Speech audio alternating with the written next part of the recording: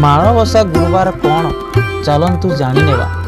माणबसा गुरुवार एक ओषा माणबसा और माण ओषा नाम जना जाए।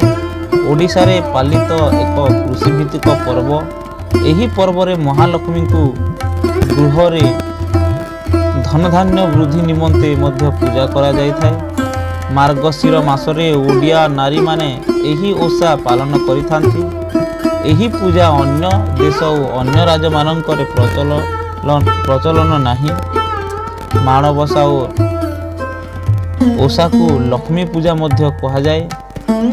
एही ओषा को ओडिशार समस्त जातिर लोक माने पालन करिथांती। एही समय धनधान्य बात्सल्य और दया क्षमार प्रतिमूर्ति रूपे लक्ष्मी को कल्पना करा जाए। घरर श्री समृद्धि परिष्कार परिच्छन्नता आदि प्रति दृष्टि दिया जाय थाए। मार्गशीर मासरे पूजा घरे धान मेंटा बा धान बेणी रे सजा जाय थाए।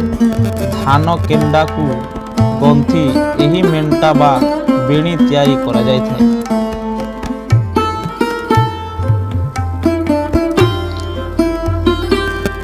माणबसाइबारु माणबसा नाम आधारित। चाउल आदि शस्य मापिबा पाई माण व्यवहार होता है। एही ओषारे धान माण बसाई ताहाकु पूजा करा जाउथिबारु ओषाटी माणबसा नाम रे जना पड़े।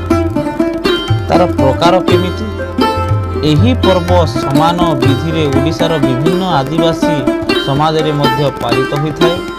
सांतला माने इरु मामणी भूया माने मगुशिर गुरुवार हलवा हो ओमान ना आत्या माने लक्ष्मी पूजा करिथांती। एही समय रे संतान संतति नथिबा नारी माने संतान आशारे आंजी अला बा सुकुआ बहु बा षठी ओषा करिथांती।